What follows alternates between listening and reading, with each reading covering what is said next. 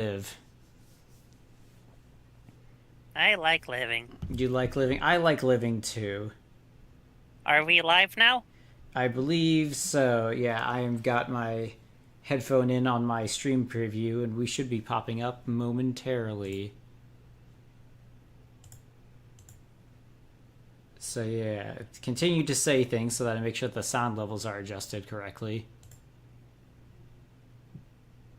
Currently not premiering right now. Yeah, give it a bit. See if that does it. There it goes. Yep, there we are. Okay, yes, we are officially live now. Okay, so yeah, it's up, it's going. Alrighty then. Oh, some of my boxes need to be changed, but you know what? That's fine. Let's we'll fix this as we go. Hello, friends who are able to make it. It'll probably take a bit for people to show back up now that it's back on. But yeah, welcome to another game developing with friends as we talk about stuff. Today I'm here with Shamus. Say hello, Shamus. Salutations! I should have said the other one, I guess, yeah. So yeah, welcome. Salutations to you as well. You are friend number 3 in the list of friends saying things. I got the bronze? Uh Anyways, hey Seamus, my friendly friend of friends. Friendly friends of friendly friendliness! Yeah. All right. So, I've introduced myself before. My name's Curtis. I create games. We're doing game development today. And today I am with Seamus. Seamus, how do I know you? You see, the universe works in mysterious ways. There is a invisible force that guides events together, in which we smack into each other, and then we say ow. We met in college. Ow. Yes, he said ow.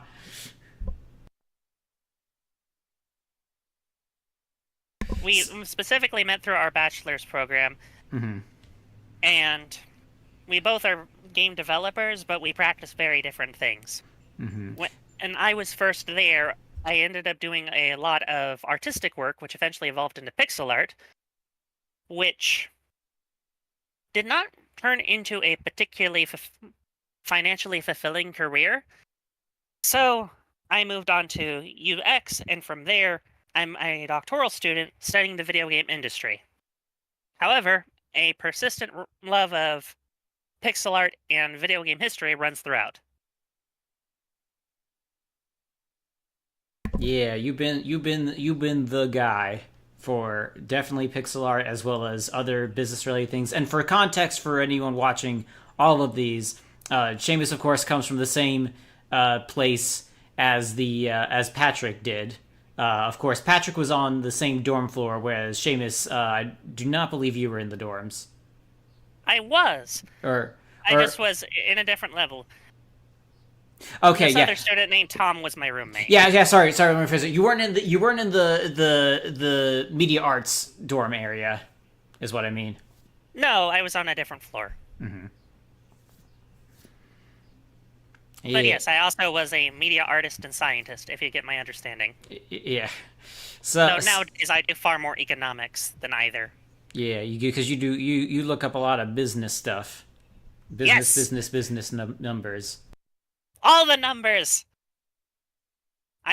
Most of my focus is on trying to, threefold, what the value of games is, how to increase or maximize the value of games, and then how to ethically capitalize on the value of games. Because I do believe that it should be a value for value proposition, and a lot of businesses are, shall we say, shortchanging themselves when they could be making much more long term, to use a buzzword, for sustainable profits, rather than, you know, maximizing their quarterly earnings, which unfortunately leads to long term instability. However, I was not brought onto the show for this particular topic of video game business, but my other interests in pixel art.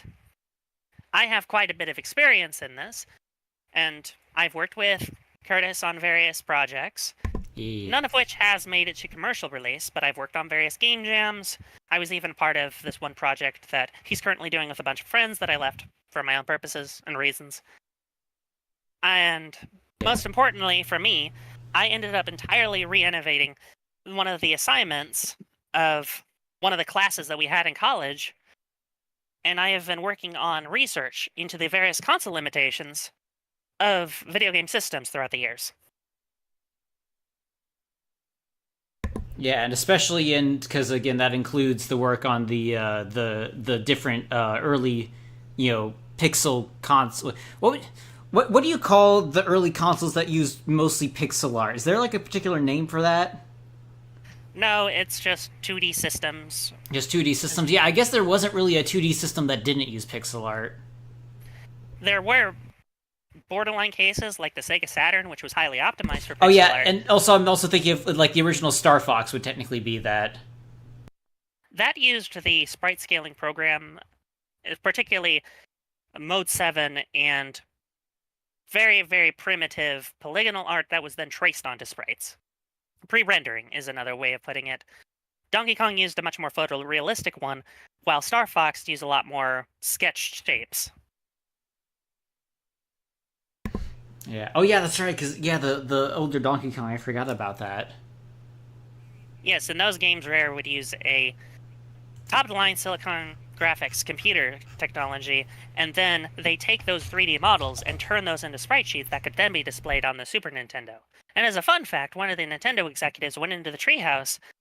I think it was Mr. Arakawa himself, the president of Nintendo Japan at the time, walked in the treehouse and asked, "Oh, is this a game for the N64? No, this is a game for the Super Nintendo.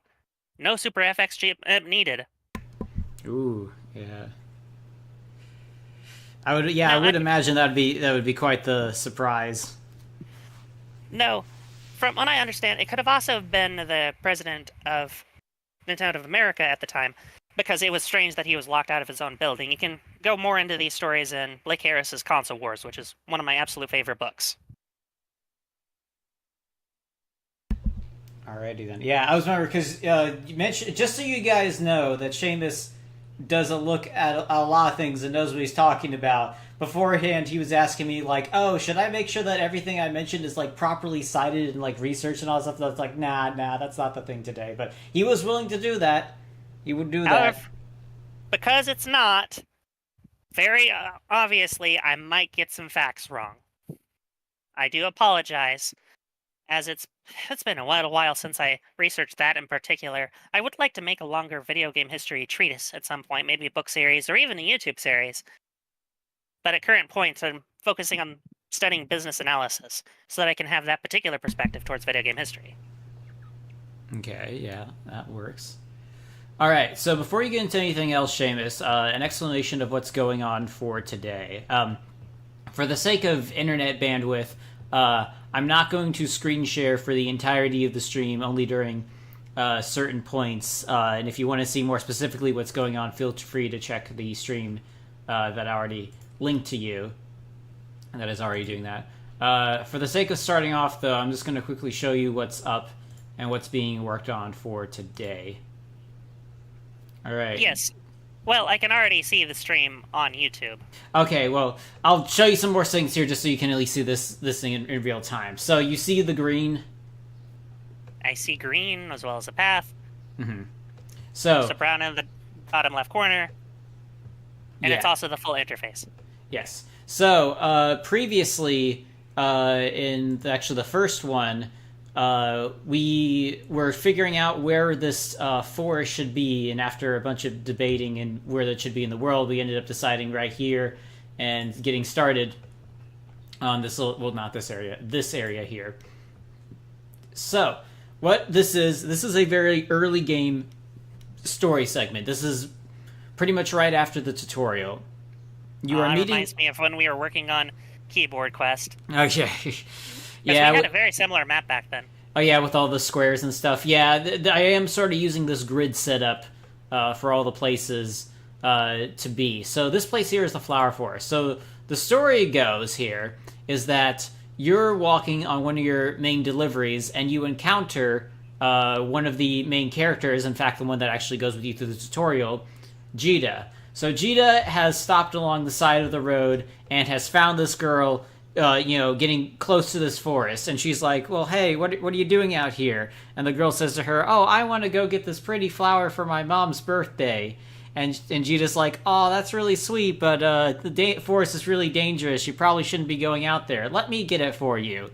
Now, you happen to be passing by as this happens, and so you decide to join Jita, and the two of you decide to wander into this forest to actually find the flower that this girl mentioned. Because this is a video game, and because this wouldn't be a plot otherwise, things go terribly wrong and off the rails as this happens. So... Did all of those stranger danger PSAs teach them nothing? I mean, well, again, because the danger isn't the stranger. The danger is what's in the forest. Because they do a lot of searching, they're unable to find the flower, and then when they do find it, they realize it's much more difficult than they thought it was going to be. But Jita's like, well, we've already gone this far. We might as well go this last bit of crazy effort. Sunk cost fallacy. Yep, sunk cost fallacy.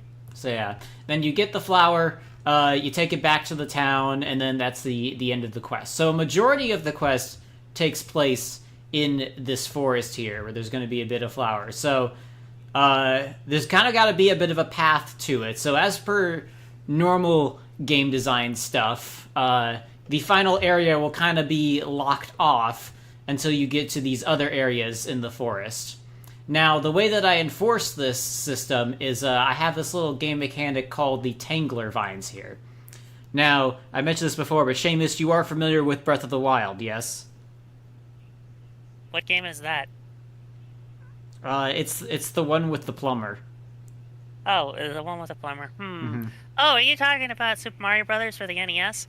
Sure, yeah. So you remember... No, I understand in Breath of the Wild. Which particular mechanic are you citing here? Okay, so you know the little malice eyes in that game? So you know how, like, the general mechanic is they normally block off... There's, like, blobs of malice that block off areas, and you have to shoot the eye in order to make these little blockages disappear?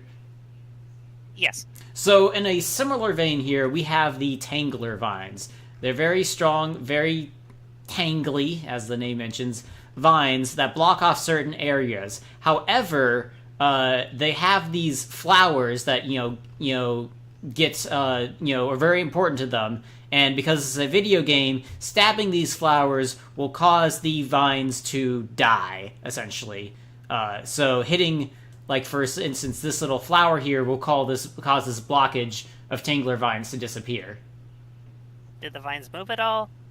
No, they're just really static. Although, here we have the Tangler Thorns, which actually shoot out little bits of thorns if you get too close. So, they're pretty static. I might change it later, but for now, this is what I'm going with. Yeah, so it could be maybe that the eye is collecting solar energy that they shoot out through energized thorns. Maybe that's part of how that works? Yeah, that's kind of what I was thinking. It's like, yeah, this thing has something to do with sunlight. Again, if this were real life, if you did this, the vines would die, but they wouldn't, like, die nearly as dramatically. But again, this is a video game, so of course it's gonna get out of the way. Well, think about this, if I may. Mm-hmm. Yeah. If you attack the solar energy reserve, that could cause all of the vines to burn up in the stored energy. It could just explode and then causes the rest to burn away. That could be a visual effect you could cause. I mean, well, that honestly would kind of work, because I already have, like, a going up in smoke effect that plays whenever the vines go away. And then that would be the in-universe justification for why the vines would go away, is that you attack the eye that collects all the solar energy, and then when you attack it, all of that energy releases. Mm-hmm. Yeah, you know what? We're adding it to the wiki. This is it. Headcanon accepted. That works. So this is another thing I like about with the with doing these streams, is to get a bit more collaborative with all the different stuff. So yeah, real quick again, just for the sake of the stream and actually for you, I'm actually gonna swap the screen share over to the actual game. Then swap the stream itself. Boom, there we go. So, on the actual thing here, I'm going to use debug mode to bypass, actually, wait, let me do the other debug mode. Go to Casper Town here. All right, so this is the town, this is the main town where the mail carrier, where the post office is, where you'll frequent quite a bit. This is where you will eventually return the flower. So again, going through here, out to the main gate. This is tutorial text that I've skipped past. So you'll eventually return up through here, up this path, because up here is where the actual flower forest exists in relation to everything else. You'll see I have these blue lines, which are meant to denote how big a singular screen is, so I don't go too terribly big with things. I want to cut in for a moment and say that you're not screen sharing right now. Oh, wait, really? Really? On Discord? On Discord. Oh, you don't see it? I do not. Hang on, I'll stop it again. Restart it. Okay, you should be able to see it. At the current point, I just see your icon. It might still be loading up. I don't know. Maybe it's just still loading. I'll go and I'm still making my way to the actual portion of the game anyway. So you could also just send me screenshots through the direct messages. That will also, I mean, the stream is going to catch up eventually. So I mean, I'll just do it on stream, and you'll eventually see it. Yep, we'll just mind the delay. Yeah. So yeah, you can see I'm getting hit by the thorns are being shot at me. Always. Also, the flower thing is actually on the wrong side here. So I'm just gonna. There's no collision yet, so I'm just gonna go around it and just sort of whoosh like that, and then you'll eventually see it.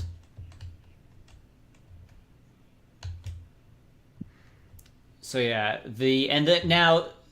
so I'm sort of treating this kind of like a dungeon, because in this forest you will have two characters. You will have the main character, and you will have Jita in your party. Now Jita is the more relevant to this quest, because this forest is going to primarily use her abilities. It's going to use her bow to hit some of the cores at a long range, as well as her campfire to burn some wood blockages. The player does have water abilities, but primarily Jita's abilities is what is going to be used in this. So they'd be attacking the vines from a range? Yeah, so some of the cores are going to be out of range, yeah. So some of them you can easily hit with your sword, but some of them will be blocked. Yes, here we go. We got some of the friends arriving. Hello, we got Night and Starlight. What game is being worked on right now? It is my game. It's currently called Pulsonites. I do need to change the name, because apparently there's something else very similarly named. But yes, it's a game where you play as a mail carrier in a fantasy medieval world, and you deliver mail all across this world. And we're working on one of the story quests that you go on with one of your friends in the game, Jita. Oh, and Autotech here too. Greetings. Okay, you know what? Out of universe here. If you want to call me Fire Lord Autotech, do perfectly fine. You can see the screen perfectly well. Yeah, it was in Discord that Shamus couldn't see it. So yeah, Shamus, now you got some actual people you can say hi to. Okay, salutations, people. Yes. So these are all people from the Avatar group. So yeah, thank you all for showing up. I see you're playing Super Mario 64 on the Sony Game Boy. Yes. And I made it. This is my game. I made Super Mario 64 for the Sony Game Boy. So yeah, we have this forest. We're going to go in and get this flower, and we're going to primarily use Jita's bow to shoot things from a far distance, and her campfire to burn things. So that is what is going to be built today. That's what I'm going to be doing in the background as we talk about the actual topic for today. So yeah, I can go back. I guess I never loaded for you, Shamus, but that's fine. Well, I still can watch the live stream. Yeah, I was about to say, yeah. You can save the bandwidth by lowering that, though. Yeah. And we know that's been an issue tonight. Yeah. So I'm just so happy that I had this problem once before. So the reason the stream was late, people, is because I had this bug pop up where your internet only lets you access Google related sites. So like Google, YouTube, everything those is perfectly fine, but any other site, it wouldn't let you do it. And which would be perfectly fine because I can obviously still connect to YouTube to stream, but I could not connect on Discord with Shamus to speak with him. So that would kind of defeat the purpose of what we're doing tonight. Luckily, got it all working. It seems to all be going good. And yeah, we can get to the actual thing for tonight. Not gonna lie, that sounds like an amazing game idea. Thank you, Night and Starlight. If it only impacts Google-related things, or at least allows them to be, why not use Google Meets in case things go too badly? I will keep that. Well, see, I already favorited the page with the solution in case this happens again, but I will keep that in mind if I need to do this for another time. Yeah. Of course, it could all be a conspiracy caused by Google to use their products and only their products. I was going to say, because cyberpunk dystopia. You know how you fix this problem? Is you apparently make sure your DNS and your internet browser or your internet connection is connecting specifically to Google's. Connecting it to Google's gives you everything else. I don't know why that's the case, but that is what it is. I admit I don't know the back end of web browsers, but I think it might be connected to that. Yeah, I barely know. I'm mostly just regurgitating the solution I just tried out. You could also try out with Firefox in the future, just some testing with that. Well, I did try another browser. I tried both Firefox and Opera GX. They had the same result.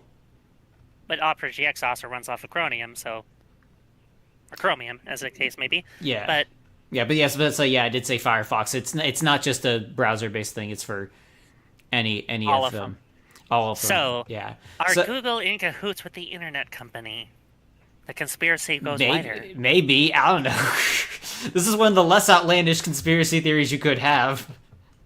Less outlandish conspiracy theories that I've made. Yeah. That too. Alright.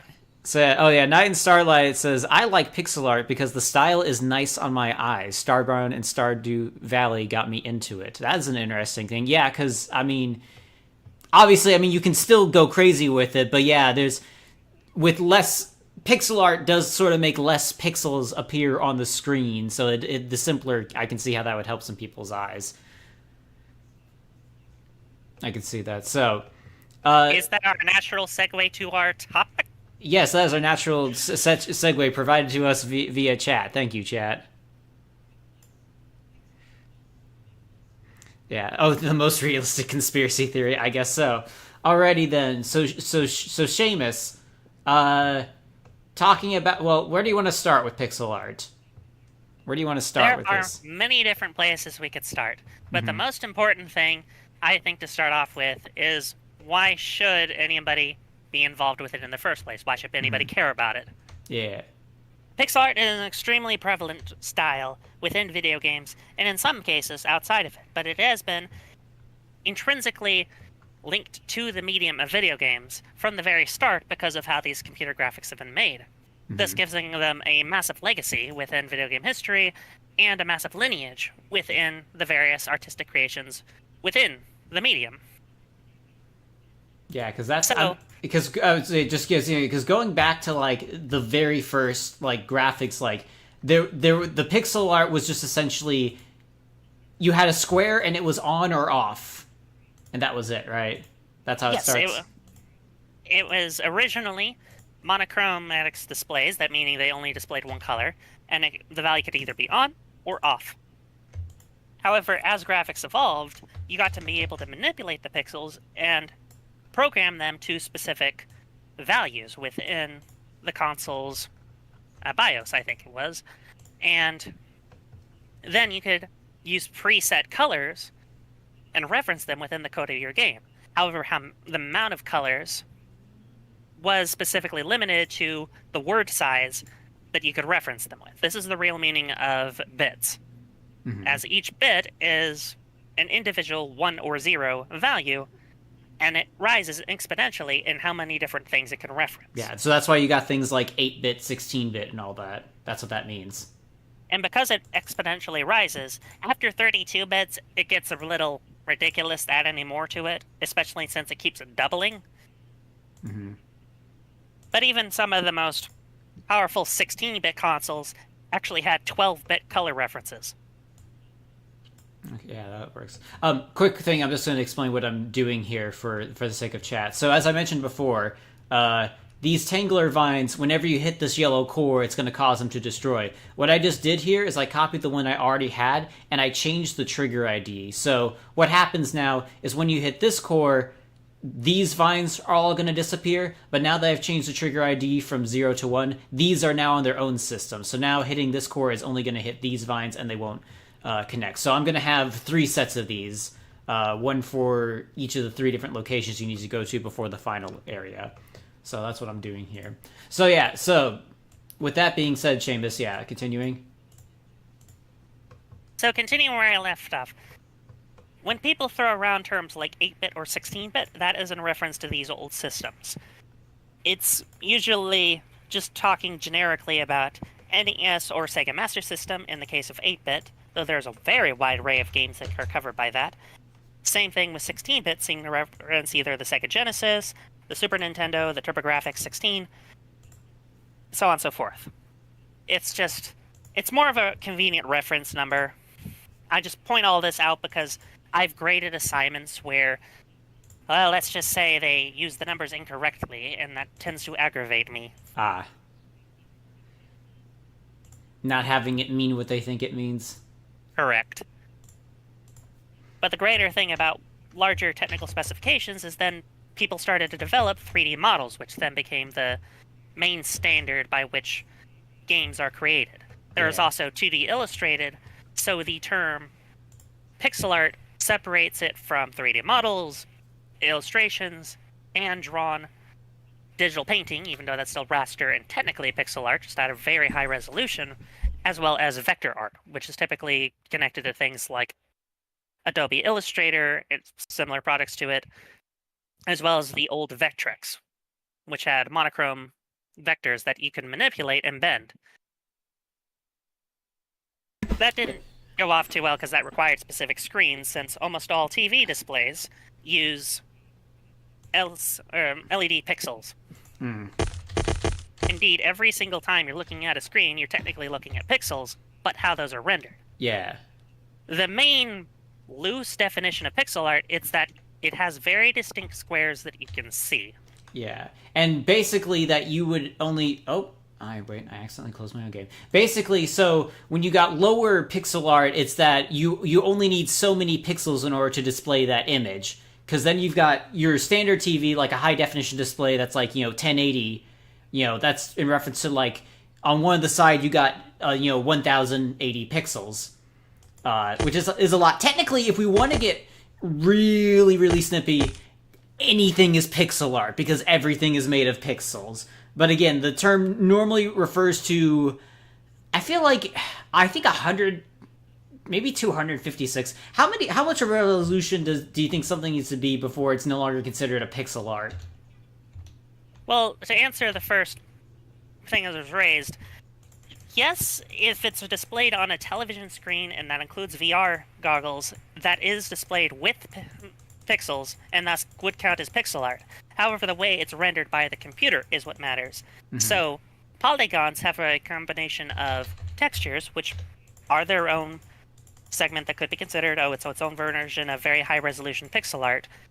And then there's vectors, which are entirely based off of lines, but that's also the shapes of polygons are vectors. Yeah.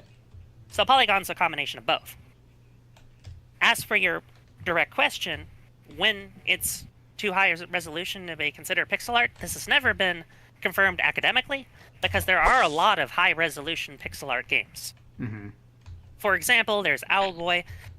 Starbound was mentioned in the chat, and they don't seem to follow the main console limitations of any system. They don't seem to have too much of an internal logic of limitations for it, and they just put as many pixels as they can on the screen. But I think more of a rule of thumb is if you can very distinctly see the pixels from a viewing distance, not looking up close, then it's considered pixel art. Generally speaking. Okay, so with the caveat that it does not involve artifacting, because that's a different thing entirely. That's when an image is resized improperly. Okay, yeah. So real quick, so what I've just done here, chat. So now I've got my 3 different lines of Tangler vines here. So we got Tangler vines 1, Tangler vines 2, and Tangler vines 3. So these all work separately. So now that I've got all these vines set up, now I can start moving them around the map to where I actually want them. This actual setup for the forest isn't finalized. I'm going to test it out to see if it actually feels good to like walk through. I'm also going to test it first because you'll notice here I have tree trunks here, but only here because I'm not going to go to the trouble of decorating all of these trees with all the stuff until I know that the layout is actually set. It's going to save me a whole bunch of work. Real quick from chat, do I think it was weird that Mad Hatter was in the original Lego Batman game but not a set to this day? I can't imagine you don't have the rights as they're not in Alice in Wonderland's public domain. That's true. Yeah, I never realized Mad Hatter hasn't actually been in a physical set. Was he not even in the Lego Batman minifigure series? I feel like he was. One moment, sorry, I have to check. So this is what I'm talking about, Shamus, where it's like this is the time where I look things up. Well, Mad Hatter is a public domain character due to Lewis Carroll dying a ways away, and they are different versions of the characters. However, it might be possible that their database and way of storing the characters might make it too confusing. Because you might notice that certain versions of a character have different designations within the Lego system. That's true. Wow, that is... Yeah, there's never been a Mad Hatter figure made. I thought there was, but no, there hasn't. They've updated the Mad Hatter figure over the years in the games as if it did, but no, he's never actually been made. That's weird. Might have been also too minor of a character. I mean, maybe, but especially in the Lego Like, he wasn't even in the Lego Batman movie? That's weird. I think part of the joke of that one, though, is that they had a whole lot of B-list villains, or even C-list ones worth a Google. I mean, you got, like, Condiment King and King Tut in that. It's the fact you got those before Mad Hatter, I think, is interesting. Night and Starlight says, honestly, I gotta agree with the pixels need to be viewable rule. Yeah, I feel like that's the general soft rule. If you can... It's like, if you look at it, you see, it's like, yeah, I see pixels. That works. That makes sense. But now that we've established the groundwork of the topic, shall we approach the main question of the video? Why do indies love this particular art style? Yeah. Because, I mean, we see it all the time. We see it in Undertale. Well, of course, it's quasi-sequel Deltarune. We see it in Stardew Valley. Heck, it even goes back as with games like Cave Story, which really defined what an indie game could be. Yeah, and then even so, like, again, technically different thing, but like Minecraft uses a pixel art reminiscent style, where it's like it's got voxels and things are very much based on you know the pixel art.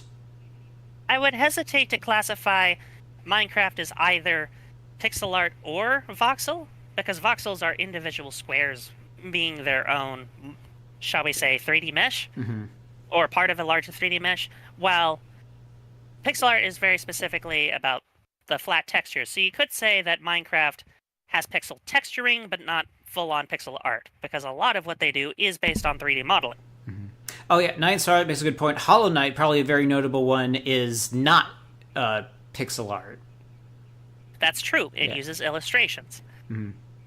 Particularly what's known as digital painting is the colloquial term I've heard for it. Okay. And in general, you see the independent style of the independent video game expression be done a lot through pixel art. In particular,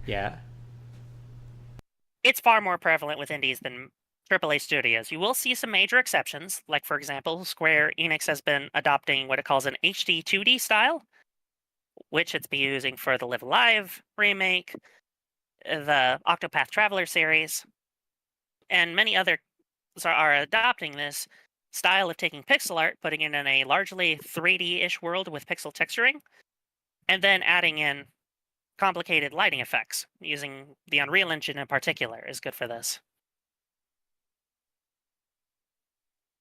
So within that context, pixel art is not solely a small thing, but it is a rare thing outside of independent circles.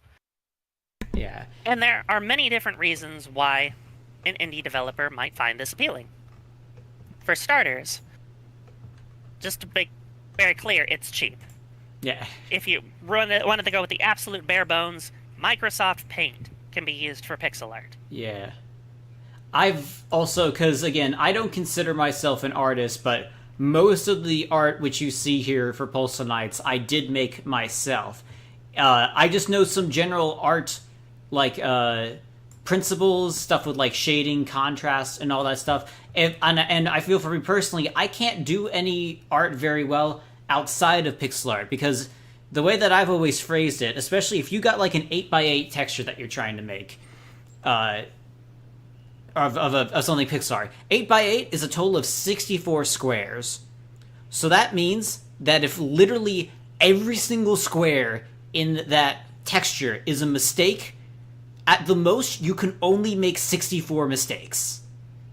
Literally everything is wrong, only 64. So like it's a very easy number. So like by the fact that you can only mess up a total of 64 times on an 8x8 texture means that it's a lot easier to put things in a way I feel like that makes sense, at least in my opinion. Whereas the larger you get with a canvas, there's technically more that you could do wrong. But like, I don't know, I like the idea is that on small pixel art, the amount of things you can do wrong is a very graspable number that the human head can comprehend, as opposed to either larger canvases or if you're going on like paper or digital art or something like that.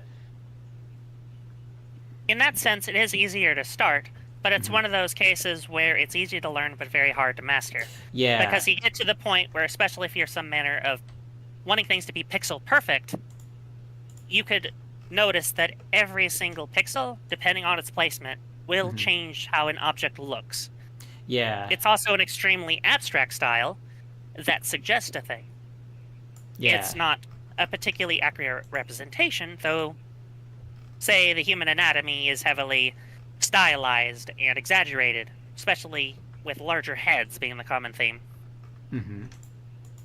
Yeah, because very small things can communicate very different things when you're working at this small of a scale.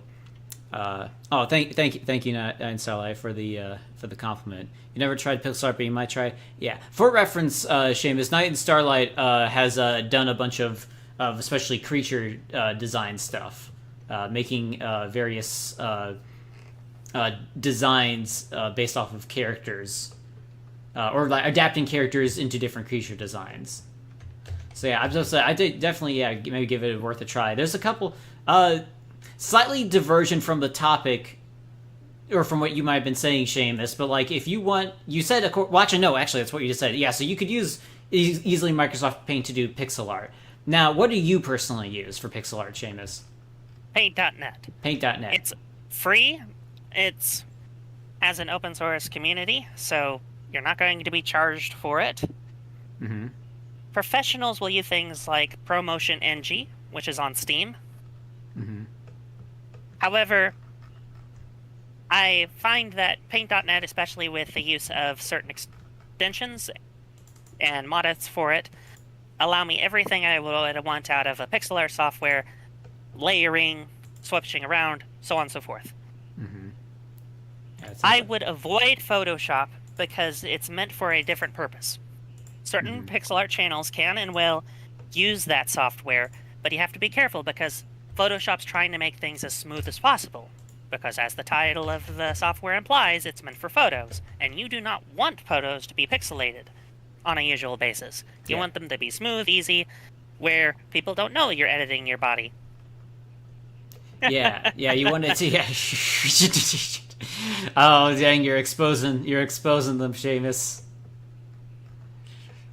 All I'm saying is that if you're gonna go and edit something, go wild with it. Yeah. The Lego Mad Hatter may not have been an actual figure, but his face was reused from Peter Pettigrew from the Harry Potter. Oh yeah. Actually, yeah. I see which one you're referencing. So yeah. Also, it's worth noting that I would probably use Paint.net for pixel art stuff. Although for the thing here, I went ahead and just used the built-in pixel art editor within GameMaker Studio. That's where pretty much all the sprites in the game came from, and also that's where I got this little map from here. This is going to be, I'm guessing, the equivalent, if you've seen any of Pirate Software's videos where he always brings up MS Paint to like draw on some things. I'll just bring up like a sprite here in Game Maker, just kind of draw on that. Oh yeah, nice. I avoid the Photoshop like the plague. Clip Studio is my go-to. Okay, yeah. So yes, Adobe's had a lot of issues and controversies recently, especially in them using AI out of anything created with the software because terms and conditions are, let's just say, legally dubious in their application. yeah. So that's and certainly morally dubious. And I'm just going to leave it at that before I go rant about a different company that's in a lot of terms and services related controversy right now. Oh yeah, and say, I know with which the wider one. point, putting this back on topic. Yeah. If you use a game development program's built-in pixel art system, that's fine in a pinch.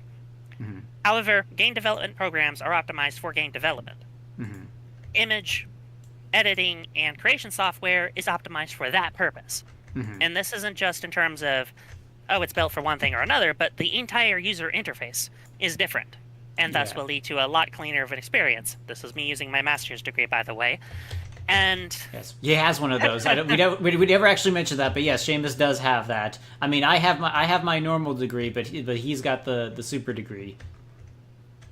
Well, I'm also earning a doctorate right now, as I previously discussed. Yeah, and it's usually recommended that you get a master's with it beforehand, so I think it was applied. Yeah. But what I was getting at is that I've researched human-computer interaction and user experience, and from that experience and what I've learned through that, that's what I'm really more referencing. Not an argument from authority, mind you, but it's just mainly a matter of different software has different, shall we say, optimizations to it. Not just in the front facing towards the consumer, but also in the back towards what processes it prioritizes. Problem with the game software is that it's optimized and structured around what you're doing right now, which is placing tiles, setting up specific programming, not for the individual creation of assets. Not only that, because I also imagine that this is... Because actually, no, I'm not even guess. I know for sure that Game Maker Sprite Editor is also meant to work with some specific Game Maker tools that, let's say you wanted to transfer your project over to, say, like Unity or Godot, that things might not transfer as one-to-one because they were made in Game Maker as opposed to being made in, something for specifically just image creation. Yes, because if you're doing things with a specific proprietary software, it's usually meant only for that. Meanwhile, if you do something that's, say, open source or even just a general output of file types, then that's compatible with a much wider variety of systems. I admit that as an independent developer, I am an extreme proponent of open source software, and even on the business side would recommend it above a lot of these contracts and so subscription services. Not just because of the fact that they can change their terms of service and have you implicitly agree to them but just by looking at them, but because you're part of an active evolving piece of software that it's in everyone's self-interest to help develop forward. Yeah. That's, of course, where you get things like OBS, the thing that currently the stream is being used. And Blender, which is the main 3D modeling open source software. Then there's Godot, which, ironically, has been funded a lot by Unreal. Specifically Epic Games, as you know. Yeah. But that's also because even Epic Games understands that funding these projects is a significantly cheaper amount of experimentation than using their own proprietary software. I mean, despite the fact that they've got a market monopoly, I think they have a good handle of the situation, unlike Unity. That's another topic for another day. Another company we could discuss things about. But on the topic of such things, in fact, connecting it to the topic, Unity is much more accepting of pixel art, but it also requires some much more specific finessing to get it to work within the system. With Game Maker, you can just plop it directly in there. Unreal is much more optimized towards 3D graphics, especially high-end 3D graphics. But as games as such as the aforementioned HD 2D ones prove, you can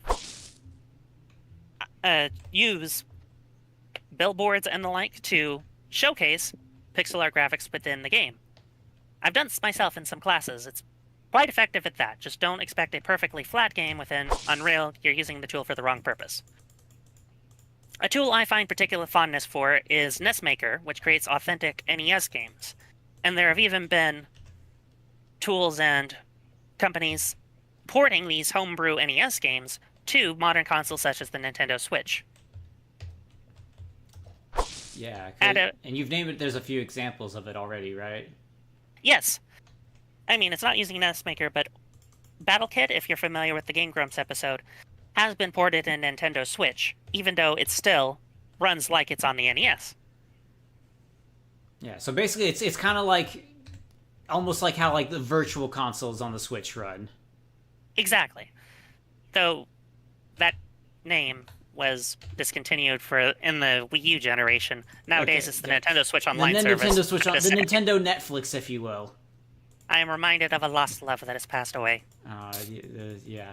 So just explaining something real quick on stream. So for those who just realized, oh wait, no, I did a bad, I think. Oh no, don't do it bad. Do it good. Turn that bad into a good. Hang on. I accidentally lost my way. I hit a loading zone that I should not have hit. So I guess I shall try to distract. No, I was gonna. It doesn't matter. I was still gonna explain here. So what you guys saw. So again, now I have the 3 different sets of the Tangler vines, and you notice that I spread out their cores to 3 separate locations.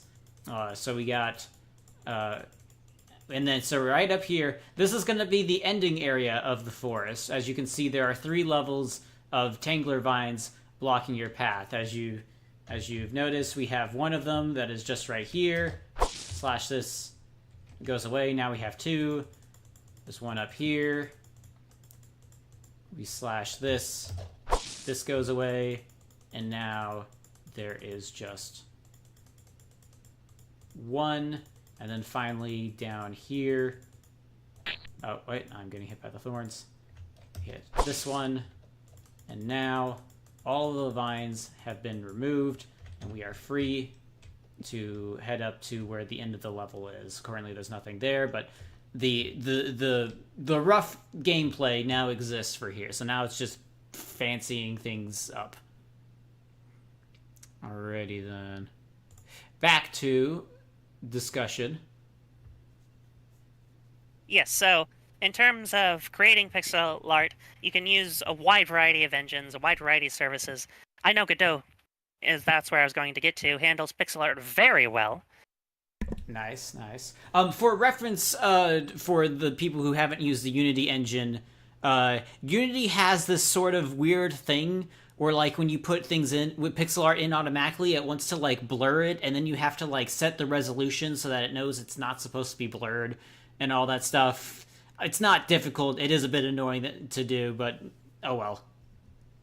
Plus, there's also the fact that if you're using any kind of Unity software, this version or later, you have to pay them for every download, even if you don't earn any money from that download. Well, I believe I don't remember because that was a thing. I remember they said they were going to change it. Did they not ever change it, or how did that go? They technically changed it so that any version prior to that particular patch did not have the rule implemented. But in general, regardless, I think it displays a certain kind of corporate ethos that I cannot personally get behind or advocate anybody else do. Yeah, understandable, very much. Wait, do pixel art the old-fashioned way with a paint and a brush? How would that's called a mosaic. A mosaic. Oh, okay. Yeah, I guess yeah, that does work. Yeah, a mosaic. Or pointillism if you go that direction. Or cubism, was that a thing? Cubism is different. That's more abstracting things in the form of cubes. That's a bit more like vector art, of all things. Okay. I mean, if you remember from games like Super Paper Mario, they have a lot of weird proportions and differently structured characters out of shapes in Flipville and Flopville? Or Flipside and Flopside, I think it was called. Those are very much cubist. It's all about trying to abstract things to the highest quality. Pixel art and cubism could go overlap, but one does not mean the other. Yeah. Okay. Makes sense. I was going to say, I just heard cube, square, must be the same. You'd be surprised by the amount of tiling and mosaic pieces that look very similar to pixel art that have been done over the years. So this has been a long tradition, and arguably, quilting goes into a lot of this as well, especially when you stitch together specific tiles. Oh yeah, so actually, yeah, that's going back like several like millennia at that point. Yes. But that very specifically uses distinct squares. Though a bit of a funny story is that when I was young, me and my dad really bonded over this webcomic called 8-Bit Theater by on this one site called Nuclear Power. It's completely completed.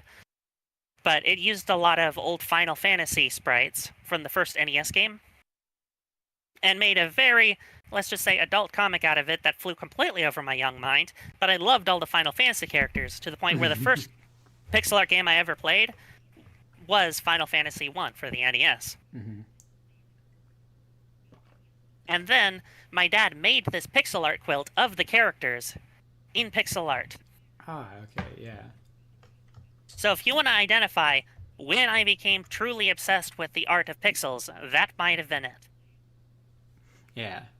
Because you just say pixels art is an ancient art. I mean, yeah, technically, because yeah, the medium of like working within a limit of squares, yeah, far outdates the technology of the computer, and especially far outdates the creation of computers being used for games, aka video games.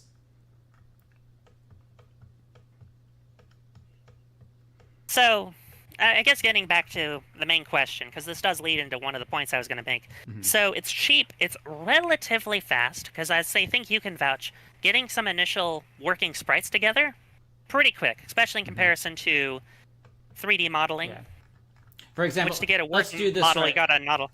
Yeah, I was gonna say, let's do this quickly right here. Let's say that you wanted to make a game about a knight that's going into a castle and saving a princess or something. Let's do this. Here's a square. It's black. Here's some gray. The square is now gray and black. And then let's say give it like a red feather here for that, and then like a little bit of a helmet visor thing.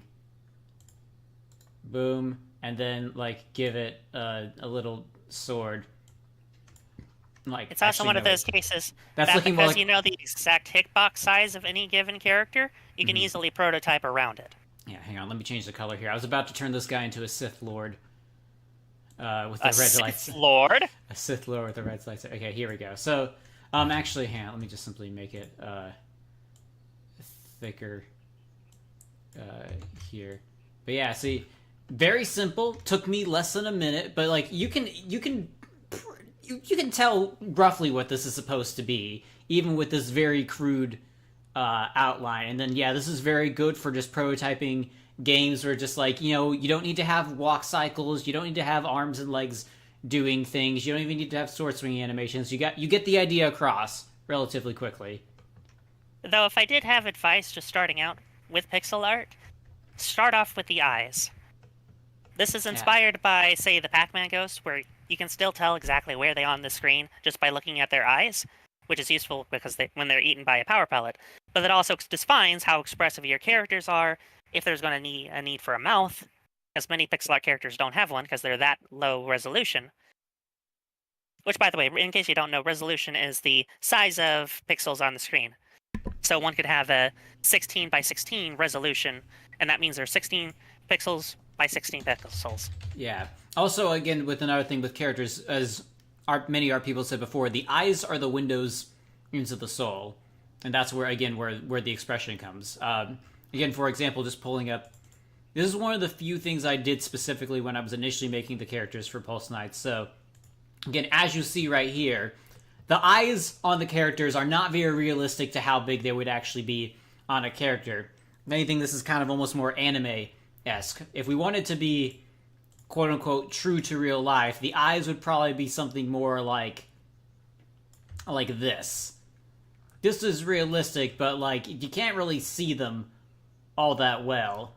And it's worth also noting that with these with each of these eyes being 6 pixels, this gives a lot of room for expression. So, for example, taking off the 2 right here, now suddenly my character is angry. Doing it on the sides here, the opposite.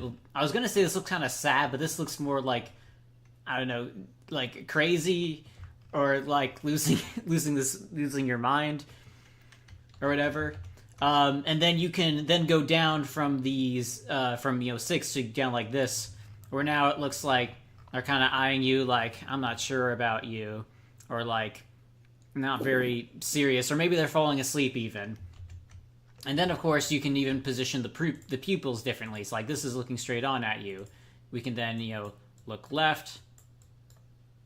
We can then also look right. And then we can... Oh, well, first of all, that just... that made the eye go too far out of the head. We also got Herobrine, like this. And then... And yeah, and you can, also have it, like, sort of look out of the way...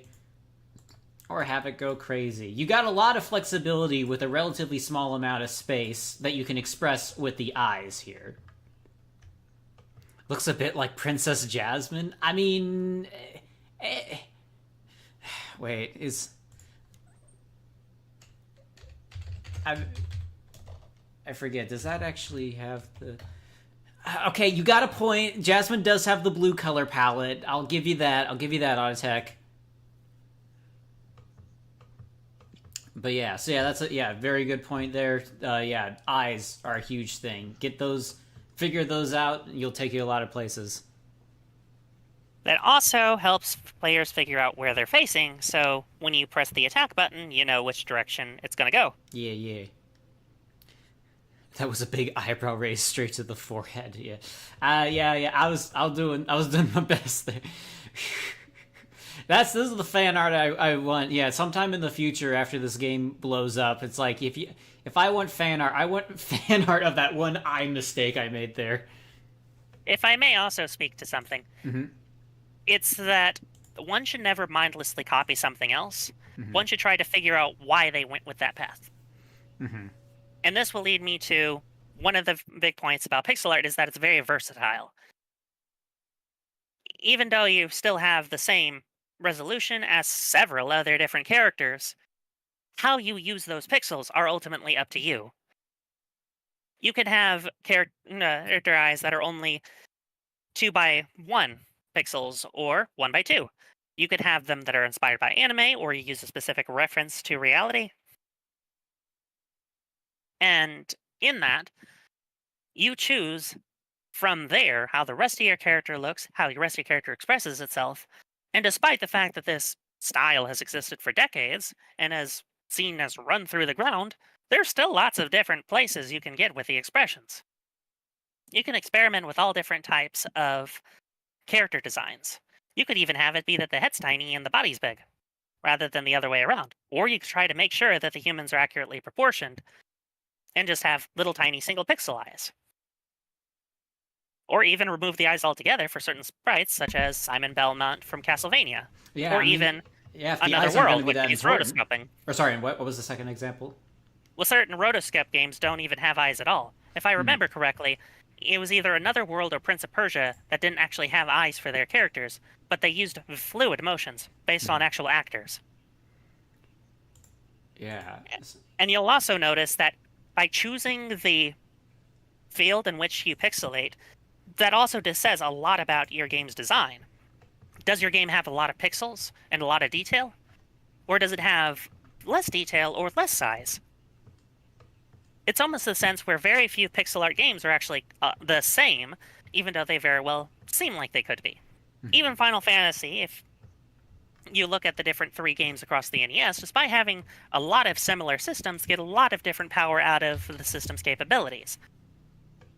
There's things like staging, motioning, various different classes that could appear on the battlefield with different overworld sprites that use the different color limitations to that effect.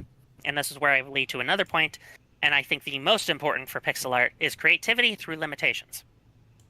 Now, this is one of those things that can scale quite a bit by its nature, but by setting yourself limitations which in pixel art you're already setting a size limitation on how many pixels you're using for a given character or even screen, your brain starts to try to come up with solutions to the problem.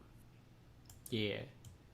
I've said before, I kind of like my favorite creativity calls from problem solving, not necessarily, having a full creative freedom to do whatever. It's just like, okay, we want this, but we have to do it through this, this, and this. How do we do it?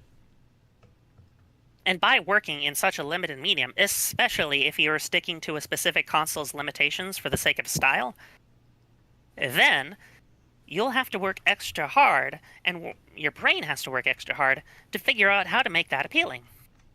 And that, naturally, makes it more appealing than if you had all the choices of all the software in the world. So by sticking to this, it seems like the easy road because of how relatively cheap and fast it is compared to other art styles.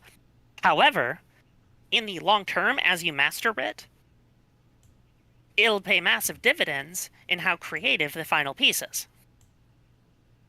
Unless you just copy what other people do and are basically stealing their homework.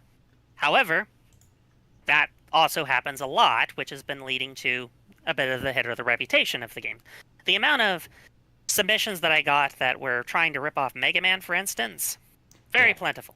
Yeah. For reference, Shamus has also done work as a TA for one of the game dev classes at the college that we went to. So yeah, he's seen a lot of other people's pixel art and what they try to do with it. That's what he's referring to.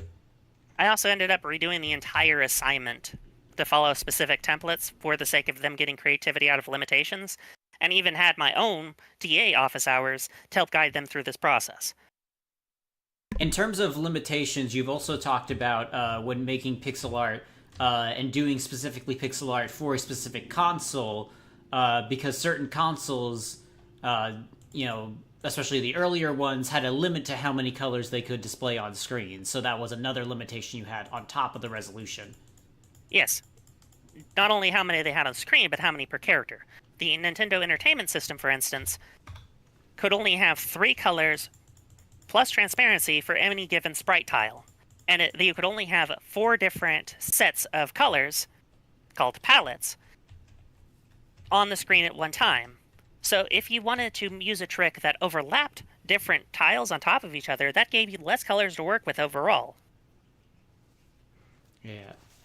So characters like Mega Man had to get creative with utilizing those same color palettes throughout the entire game, especially since one of Mega Man's main mechanics is that he switches around a lot. Yeah. His colors. Yeah, changing the colors. Also, because that was changing the colors as all of his different abilities. Yes, the Robot Master weapons each cause a palette swap of his main sprite. However, his face remains the same, so all of the energy weapons, his basic Mega Buster, and even many of the Robot Master's faces all share this same basic color palette. But that's also why all of them have the same skin tone, unless they're outright based on an object. Even then, you'll notice that in those cases, they have significantly less colors than the rest. Yeah. All right, so another thing real quick here. So just as a display of all the abilities we got here. So these are the abilities that we can use in this actual dungeon. As I've mentioned before, we got Jita and her bow being able to shoot things long range. We got her campfire that can burn this wood here. Oh, yeah, there it goes. Yeah, wood starts burning. Catches on fire, because yes, there's a lot of wood in the forest. Of course, because it's a game. Now, the entire forest won't burn, as it probably would realistically do. We also have these... The mail carrier character has the sword, so that can actually cut through this bush growth here. Now, the other thing is that the main character also has the ability to manipulate water. So the way it goes is that you can get near a water source. Of course, only water sources that are marked as water, as you can see by the debug here. This is real water. This is fake water. I can pull some water. Oh, wait. I forgot to... Alright, I gotta debug. Boom. Or wait, debug. Boom. Okay, that actually gave me anyone, but now I think it should work. Okay, maybe I did not. I have to change the debug thing. But normally, what I could do is I could pick up water. It'll orbit around me. I could toss it at this acid patch to clear the way to go past.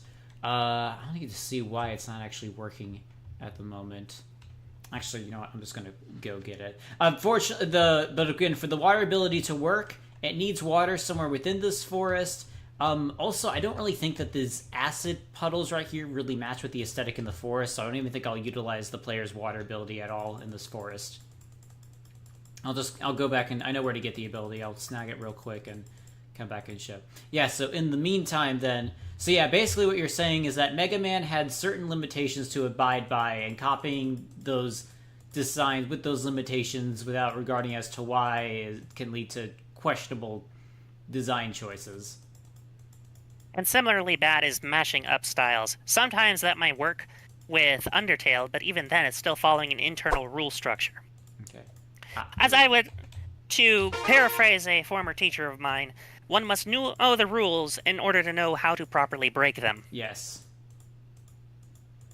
So anybody starting off with pixel art, I would initially advise to try to stick to the initial console limitations so you know why each color is important and know how to get the most per pixel per limitation aspect of it. Yes, yes. That's a huge thing. All right, so there we go. I got the water ability. So yeah, bringing it back. The entire forest won't burn as it realistically would do. Then go fix that. I mean, the reason. So the weird thing is, the only reason I'm not letting the forest burn is because that would get rid of the barrier that's blocking the player's progress. So that's why I need it for game things. Mail Carrier is a pretty cool character, but I think you should add the Zoo Sweeper as well. I mean that's something that could be done, because yeah, there are a bunch of characters in this game. Are each character is going to have their own unique ability? They're going to have two abilities, so not every ability is going to be unique. But there's going to be a matchup of different abilities. So technically, the Mail Carrier has two abilities, being the sword that can slash things and the water manipulation. And then, like, for example, we have Cham, the hero, right here. So he also has a sword, so he can also slash through things. But his ability is different. I'm still actually not 100% sure what it is. But right now, he has this barrier. I'm thinking of reworking it, but yeah, he has a barrier instead. And then you've got Riker, who has an axe, which... so again, the axe is... Not too many characters will have the axe, but the axe can chop through wood in the same way that, Jita's fire can burn through the wood. So not every ability is going to be unique, but every character is going to have a different mashup of abilities that will make them unique, because you can only have 4 in your party at a time. So you're going to have to do a bit of mix and matching of who it is. So sometimes getting a new ability isn't the best part. It's getting a new ability on a character with another ability you need to get through an area. You could also have it be in-universe that all of the various trees have a perpetual layer of dew on them, so they're very hard to light on fire. That's true. I mean, it's also worth noting that, obviously, you want to be safe with fire, but, if you toss fire onto a random tree in the forest, it's not always going to catch on fire. Again, there's going to be dew. There's how much, because, greenwood doesn't burn very easily. There's enough to let it go mechanically. Plus, did you not hear the bear? Only you can prevent forest fires. Yes, I prevented forest fires by making it literally impossible for the forest to burn. So anyways, yes, so that's our abilities going forward. Yeah, and as I mentioned before, the ones that I mentioned with Jita and the Mail Carrier are going to be the primary ones that can be used in this dungeon, and that is going to be what is designed around. I shouldn't say dungeon. It's technically not a dungeon, but yeah, that is what we're going to work with. All right. So we're getting to the latter portions of the stream today, Shamus. So was there any other big things you wanted to mention in terms of pixel art? Well, mainly to further emphasize that I personally love working through limitations. So I'm actually thinking about making full-on games in NESmaker for the NES, and that has a nice further way of keeping scope in check. Oh yeah, that's the other thing. Scope is the huge killer for games. Yes, and it also helps set your realistics to, or sorry, got that mixed up. Your expectations to a realistic level, and an appreciation for what people of the past went through.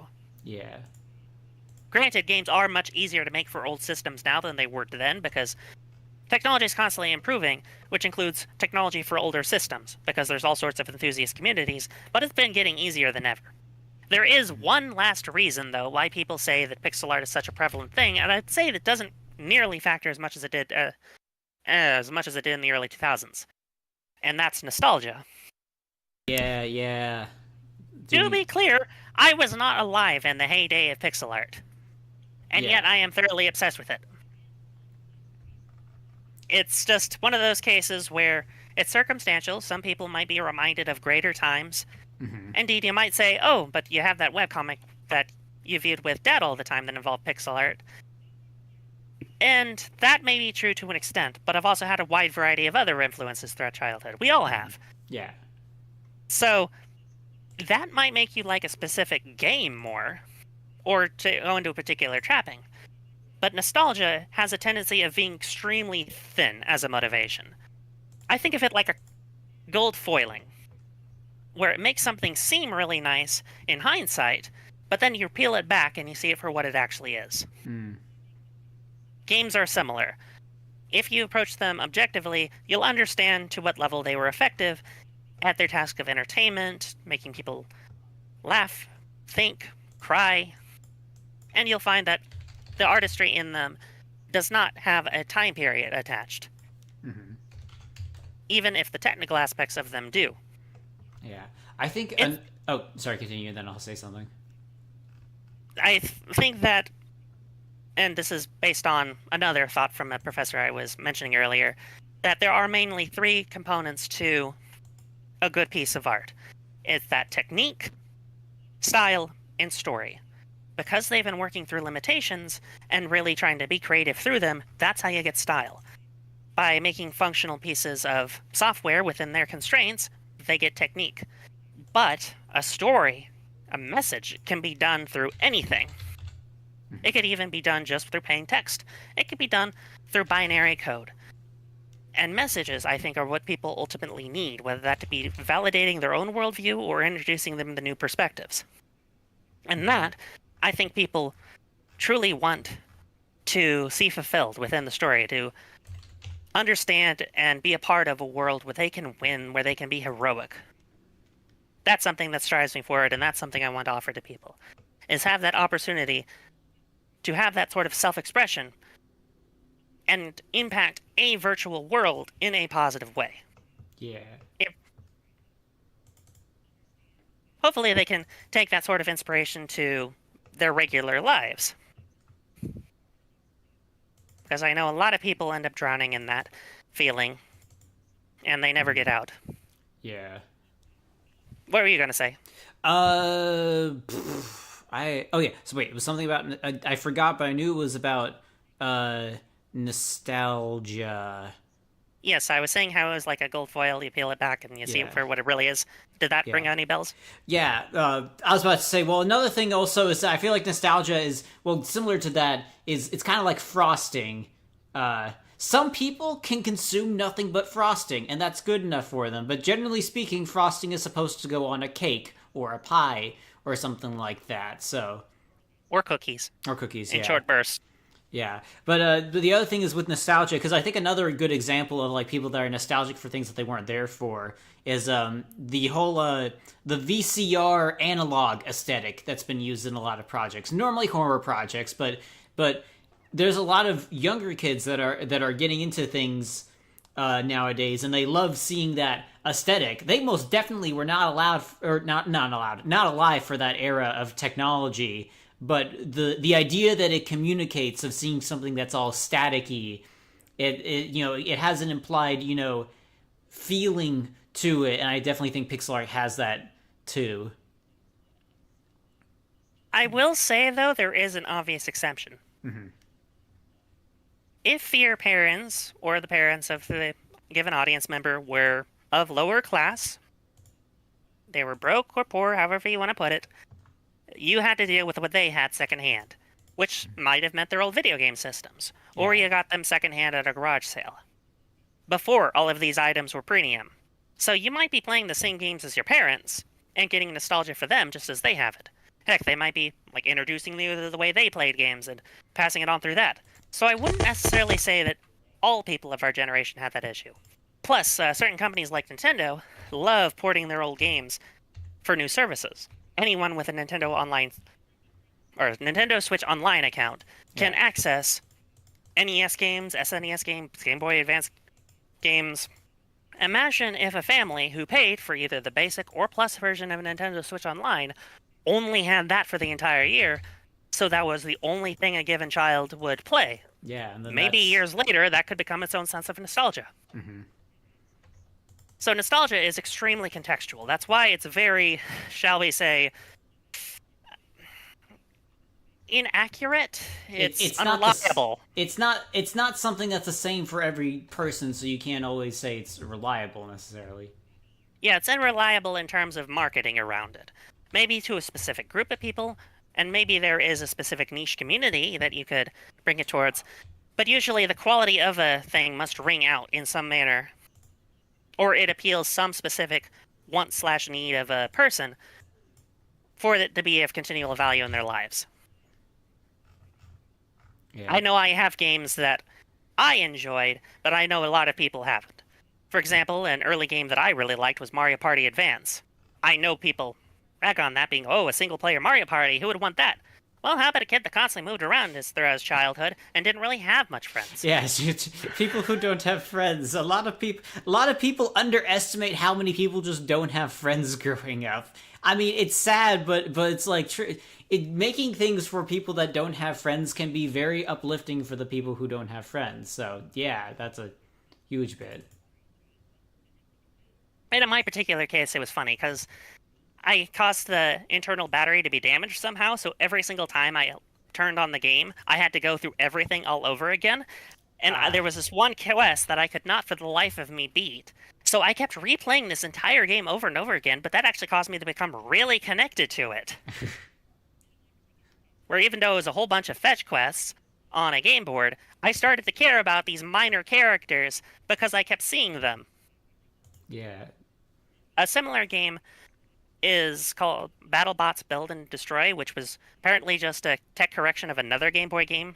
And it had really, well, just very bad looking pre-rendered graphics. But it got me to play a game where I could build robots and have them fight each other. That was cool. That sounds pretty cool, yeah.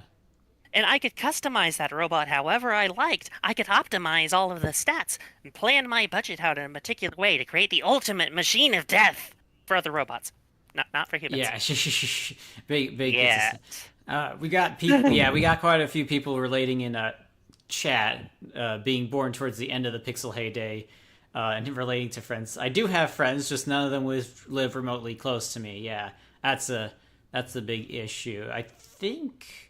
I was about to say, yeah, because a majority of the people that I regularly interact with these days, not too many of them are very close, at least within a drive, within half an hour. Shamus is actually one of the few exceptions. Yeah, I could drive really quickly and easily see Shamus.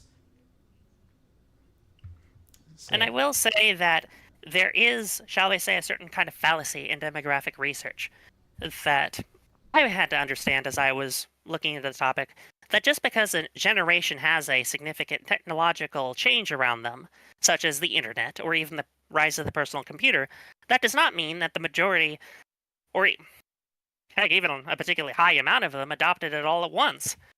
There are plenty of people, again, especially from lower classes, who have to still deal with the previous technology before they can adopt the new one and it becomes more commonplace, especially as affordability is brought into the picture as newer models come out and older ones become obsolete and the cycle of innovation continues. So a lot of us who are of the millennial or Gen Z time periods might not have even been on the internet until we were 13. yeah, I was about to And say. a lot of these so-called iPad kids might have never actually touched an iPad. Yeah, because I believe that's the case for both of us. Where both of us didn't get quote unquote into the online culture until much later into our lives. I mean, in my own personal example, what I listed were 2 Game Boy games, and I played them on a Nintendo DS. Mm-hmm. And instead of playing the most recent releases on the Nintendo DS, we kept going to GameStop and getting pre-owned Game Boy Advance games. Yeah. So I was stuck in the previous generation, while everybody else was moving forward, with very specific exceptions, such as the Pokemon games. Yeah. All right, real quick, as the last thing I think I'll do here before we wrap things up. You guys want to see a magic trick? Are you going to make a pencil disappear? No, I don't have very many pencils. I need them to stay here existing in the reality. I have spares. Do you want me to drive them over to your house and get them? Yeah. Or you drive over to my house and I was pick them about to say, yeah, you don't have the ability to drive to me. No, I'll walk there. You I'll walk- drive using my feet. All right, and I'll see you tomorrow morning then. On the way. All right. Yeah, I was an iPad kid before iPad kids were a thing, being online when you were 8. Oh yeah, that was the thing. All right, so here's the magic trick. I'm going to press the backspace just 4 times. 1, 2, 1, 2. I'm then going to run the game. And I'll let it go. I want to see a magic trick. Can you magically make Prime Minister Lee Fire Lord? You've missed out on a lot of lore, Shamus. You've missed out on a lot of lore. Let's just say that. Lore. Can you tell I watch Game Theory? Yeah. All right, yeah. So yeah, I just backspaced those two lines. I made that text that was green no longer green. And now, if I go back to the forest, to that little rose you saw earlier, and I go through here, and oh, look at this. There's a prompt over the rose now. I can, oh, well, I was gonna say I could pick it up, but that just gave me an error. I need to fix something. So, okay, the magic trick is ruined. I was going to say, oh, with this, I now resurrect a long-dead game mechanic that I commented out about 2 years ago, but it appears that this game mechanic didn't survive a couple of Game Maker updates, so I'm going to have to investigate what that is. I need this because you need to be able to pick up these flowers in order to do the quest, but I will have to save that for another time. You tried to unearth some ancient magic, and it turned out to have an expiration date. Something like that. Or in another way, it's like, imagine Beauty and the Beast, where Belle goes to pick up the rose, or not Belle doesn't pick up the rose, it's her father, I believe. But, like, you go to pick up the rose, but instead of, like, having to sell your daughter off to a beast to pay off your debt, the world just stops existing.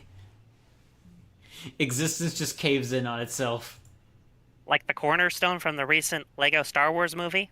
Well, not recent, the one that's coming out. Yeah, oh yeah, or was it Cornerstone?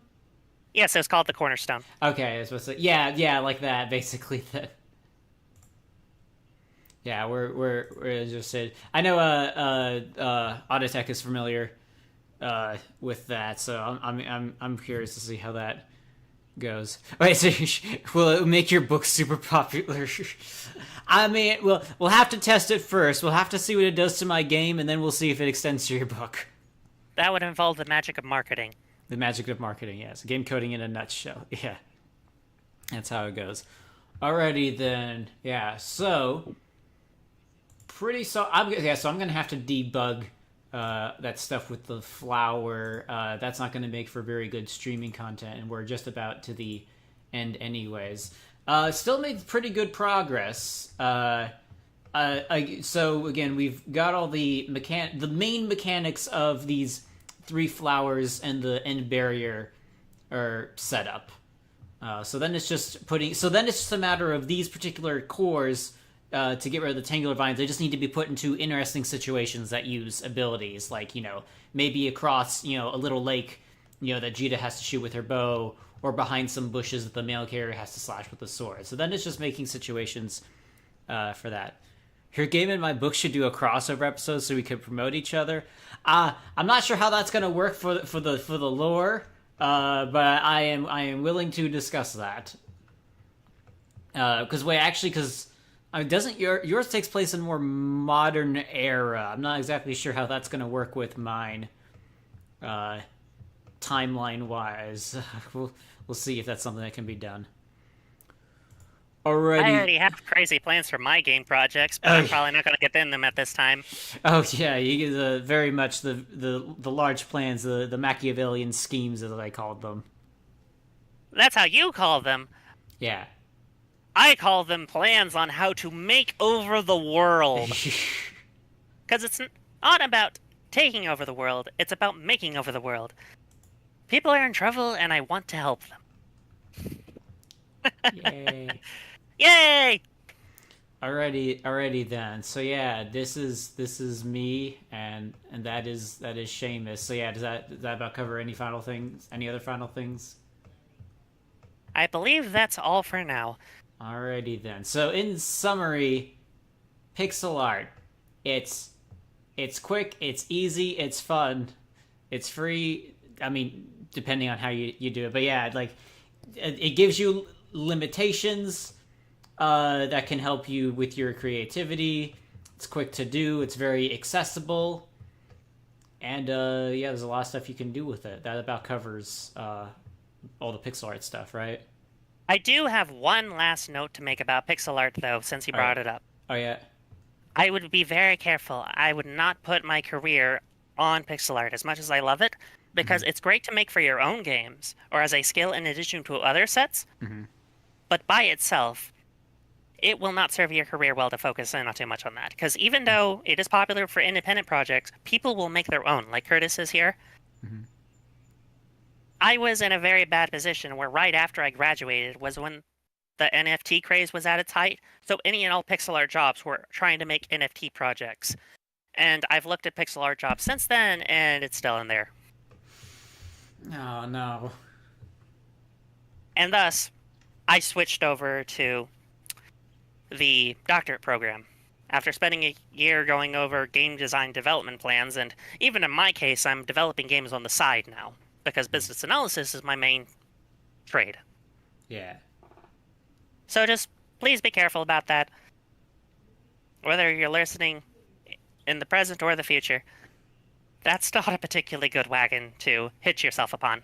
Yeah. So yeah, make sure you got other things to do, especially because like I feel like if you can do pixel art, uh, you should be able to hit some adjacent things. Yeah, to have a good skill set. Yep, NFTs do stuff suck. Yes, they are as bad as they were before.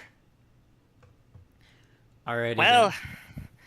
I just would say that's a great secondary skill, Mm-hmm. and on top of that, it allows you to really practice the principles of design on top of how to work within restrictions, which is great to apply even to non-artistic skills. Mm-hmm. Because restrictions exist all around us. They're called the rules of reality. Yeah. Sometimes the laws of physics, there's another way to put it. Mm-hmm. So just please enjoy, place those tiny squares, and have fun. Yeah, and take over the world. Make over the world. Make over the world. Yeah. I'm done with taking over the world. That's a past life. Alrighty then. I forgot to make it. Yeah, so yeah, we'll end this off here then. Thank you guys for coming. Thank you for joining me, Shamus. Happy to help you with it, or to give you your YouTube debut. How was it? It went pretty well. Alrighty then. Thank you, lovely people, for Wherever making you it. are, whenever you are, keep living your life well and hang in there. Hey. Alrighty. Thank you again, Shamus. Thank you, lovely people, Night and Starlight, Autotech, all those who showed up. Wonderful people. You all have a wonderful night. Oh, thank you for the compliments. Alrighty, yeah, very successful. Alrighty, you all take care. Bye bye.